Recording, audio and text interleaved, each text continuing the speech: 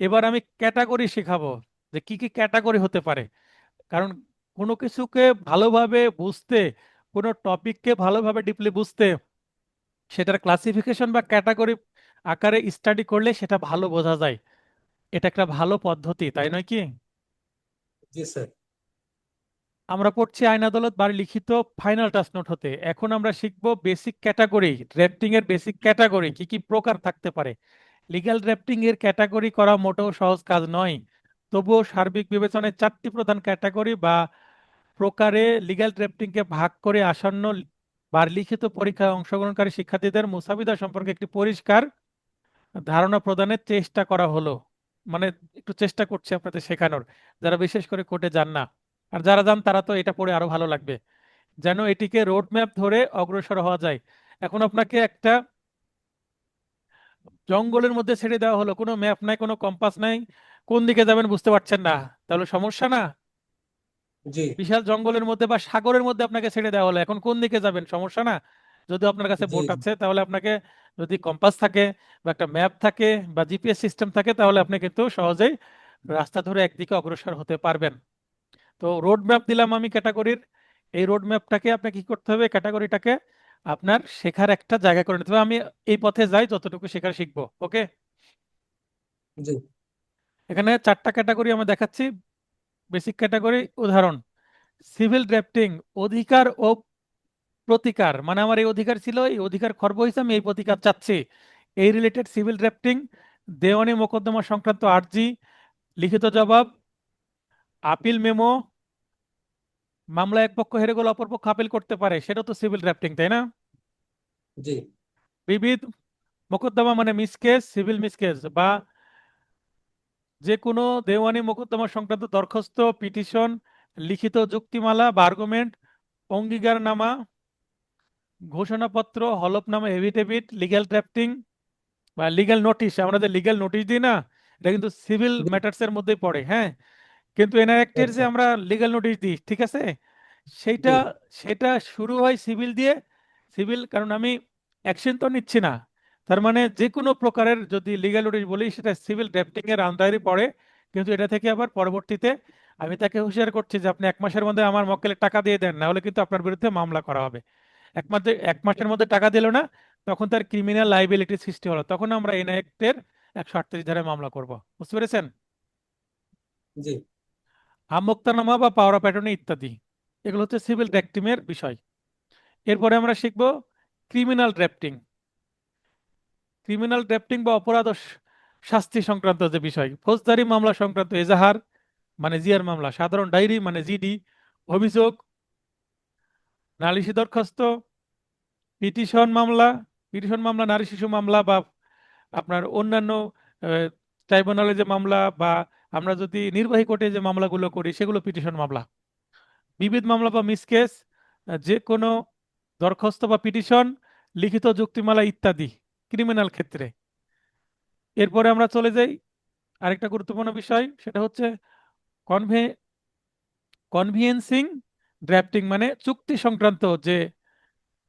সংক্রান্ত যে ড্রাফটিং করতে হয়। আপনি বিভিন্ন কোম্পানি চুক্তি করে দিচ্ছেন, হ্যাঁ, বা সাব রেজিস্ট্রার অফিসে যে দলিলগুলো রেজিস্ট্রি হবে, একজন জমি বিক্রয় করবে আরেকজন জমি কিনবে, সেটাকে কবলা বা বিক্রয় কবলা বা সেল ডিড বলা হয়।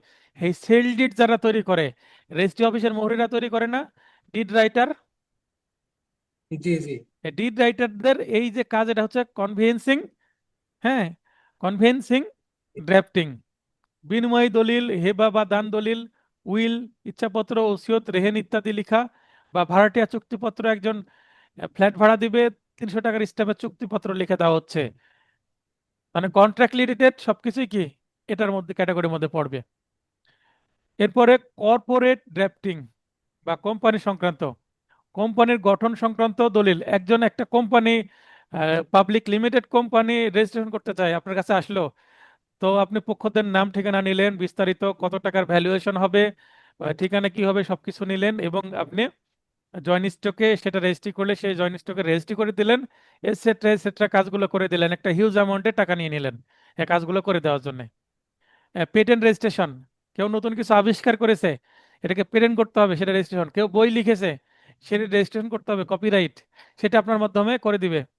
কোটেশন লিখা, বিভিন্ন কোটেশন, কোটেশন কি, মনে করেন যে কেউ একটা কাজ করে নিবে, কাজের জন্য টেন্ডার টেন্ডার দেয় না, টেন্ডার জি জি তফসিল ঘোষণা করা হয় না, এই জি তফসিলে তফসিলে উল্লেখ থাকে যে আপনি এই কাজটি কত টাকা রেটে করে দিতে পারবেন, মানে দর বা রেট, ঠিক আছে। জি এই জি রেট জি উল্লেখ করে বিভিন্ন কোম্পানি বিটিং করে না, জমা দেয় না, জি জি জি তাদের তফসিল জমা দেয়, তফসিল অনুসারে কোটেশন, এটাকে কোটেশন বলে, হ্যাঁ।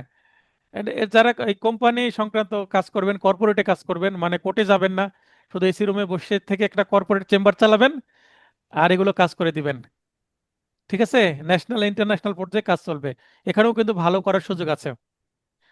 তারপরে বিভিন্ন কোম্পানির আপনি কি হবেন, প্যানেল লয়ার হয়ে যাবেন, তারপরে বিভিন্ন কোম্পানি বা প্রতিষ্ঠানের আপনি লিগ্যাল অ্যাডভাইজার হয়ে জি যাবেন, ঠিক আছে, ল অফিসার হয়ে যাবেন, তখন আপনাকে এই কাজগুলো করতে হবে। ব্যাংকের যারা লিগ্যাল অ্যাডভাইজার বা ল অফিসার, তাদেরকে এই কাজগুলো করতে হয়।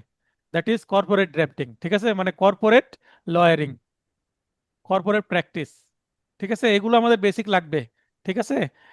এখানে আপনাদের বাস্তবসম্মত ক্যারিয়ার রিলেটেড কোথায় কোথায় স্কোপ আছে সেটাও কিন্তু শিখিয়ে দিলাম। আশা করি অ্যাডভোকেসি সম্পর্কে একটা স্বচ্ছ ধারণা চলে আসছে। ভবিষ্যতে আমার কোথায় কি করতে হবে, টেন্ডার সংক্রান্ত ডকুমেন্টেশন, ডকুমেন্টেশন মানে দলিল পত্র তৈরি করে দেওয়া, কাগজপত্র। আবার ওই যে আপনি আয়কর সংক্রান্ত কাজগুলো, এটাও কিন্তু কর্পোরেট ড্রাফটিং এর মধ্যেই পড়ে, কারো ইনকাম ট্যাক্সের কাগজপত্র তৈরি করে দেওয়া, ঠিক আছে।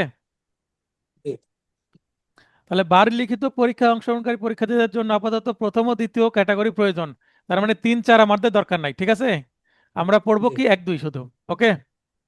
কিন্তু তৃতীয় চতুর্থ নং ক্যাটাগরি প্রয়োজন নেই, তবে আইনজীবী হিসেবে পেশাগত প্রয়োজনে এই দুইটি ড্রাফটিং আমাদের জানতে হবে, তাই না।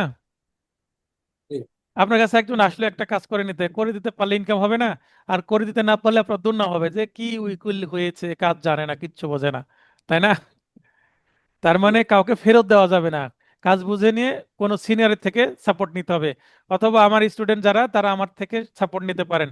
আমি সবাইকে সাপোর্ট দিই, ড্রাফটিং করতেও সাপোর্ট দিই আমার স্টুডেন্টদের।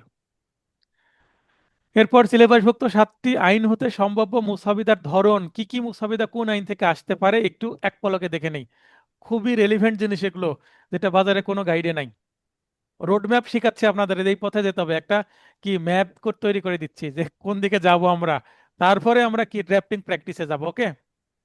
জি স্যার আমরা এসআর অ্যাক্ট থেকে সিভিল ড্রাফটিং, বিভিন্ন মোকদ্দমার আরজি মুসাবিদা, জবাব এবং আপত্তি মুসাবিদা জবাব, তার মানে এখানে আরজি এবং জবাব শুধুমাত্র এসআর অ্যাক্টের মাধ্যমেই হয়। এসআর অ্যাক্টে কোনো পিটিশন দেওয়ার সুযোগ নাই, আবারও বলছি আচ্ছা এসআর অ্যাক্টে কোনো পিটিশন দেওয়ার সুযোগ নাই, কারণ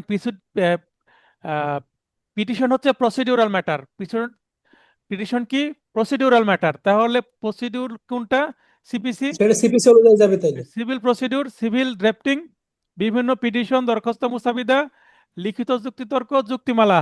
আবার সিপিসি অনুসারে, সিভিল প্রসিডিউর অনুসারে কোনো আরজি লেখার সুযোগ নাই, ও বুঝতে আচ্ছা পেরেছেন। আচ্ছা মানে আরজির কি কি কন্টেন্ট হবে সেটা সিবিসি বলে দিবে, কিন্তু কোন আইনে মামলা হবে সিভিল সেটা এসআর অ্যাক্ট বলে দিবে, বুঝলেন খেলাটা। জি স্যার মানে এসআর অ্যাক্টে কোনো পিটিশন দেওয়া যায় না, আর সিপিসি তে কোনো আবার আরজি দেওয়ার সুযোগ নাই। তার মানে এই আপনার 1 এবং 2 নম্বর প্রশ্ন সিপিসি, এখানে দরখাস্ত ড্রাফটিং আসবে বা যুক্তিতর্ক ড্রাফটিং আসবে। আর 3 নম্বর যে প্রশ্ন সিভিল ড্রাফটিং এর 3 নম্বর প্রশ্ন এসআর একটা থেকে আসে, তাই না। আমরা গত ক্লাসে কি শিখলাম, জি স্ট্রাকচার শিখলাম।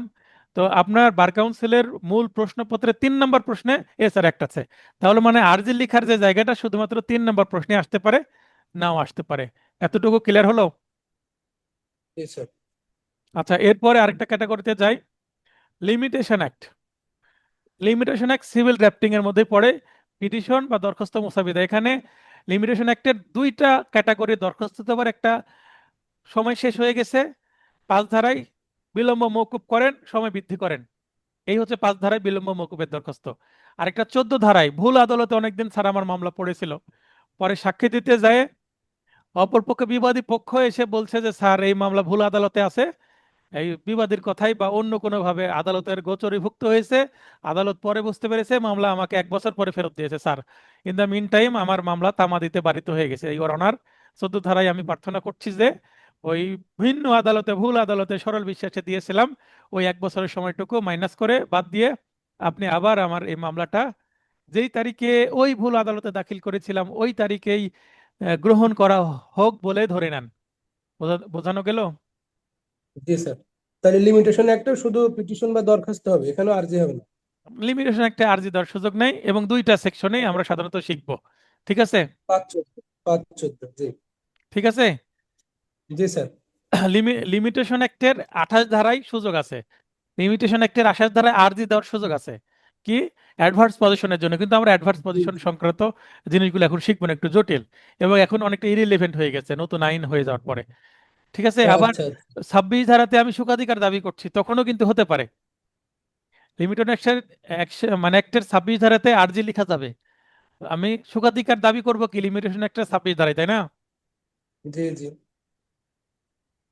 আবার সুখাধিকার আইনও আছে, কিন্তু সুখাধিকার আইনে কি কি- সেটা সুখাধিকার দাবি করা যায় না, লিমিটেশন একটা 26 ধারাতে সুখাধিকার দাবি করতে হয়। সুখাধিকার ভুক্ত কিছু এলাকা রিজার্ভ করে দেওয়া হয়েছে, সেই এলাকা সম্পর্কে জানতে এবং সেই এলাকা সম্পর্কে কি কি সুযোগ সুবিধা পাওয়া যাবে সেই ডিটেলস ওই সুখাধিকার আইনে পাওয়া যায়, ইজমেন্ট রাইট অ্যাক্টস। আচ্ছা, এরপরে আমরা চলে যাই Bangladesh bar council order rules canons, তাই না? এখানে সিভিল জি ড্রাফটিং, এটা পিটিশন, দরখাস্ত, মোসাবি দাগ। সচিব বরাবর কোনো ব্যক্তি কি করেছে, ক্যাননস, 42টা ক্যাননস আছে না আচরণবিধি, জি ওই 42টার জি। এক বা একাধিক যদি ভঙ্গ করে তাহলে ওই কি করা যাবে, সচিব বরাবর তার সচিব বিরুদ্ধে দরখাস্ত। নালিশি দরখাস্ত করা যাবে, সেটাও কিন্তু সিভিল ড্রাফটিং এর মধ্যে পড়বে এবং পিটিশন আকারে। আচ্ছা। ওকে, জি জি। তার মানে এখানে এক জায়গাতেই করা, একটা ফরম্যাটে করার সুযোগ আছে। এরপরে আমরা পড়বো হচ্ছে ক্রিমিনাল,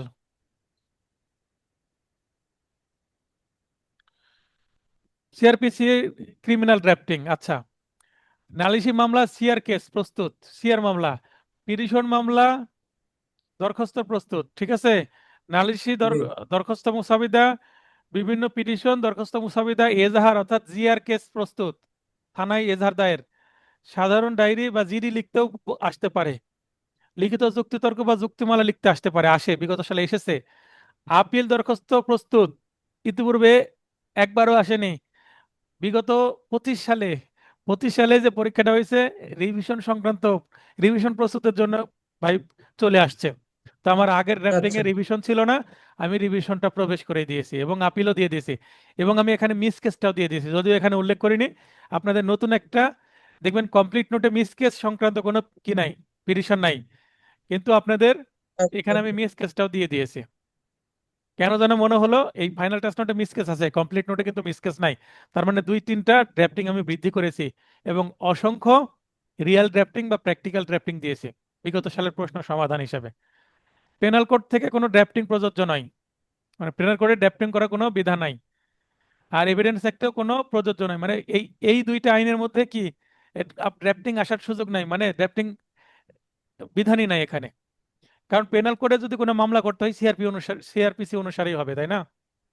আর এভিডেন্স হয় আছে সিভিল নাই আছে মানে ক্রিমিনাল।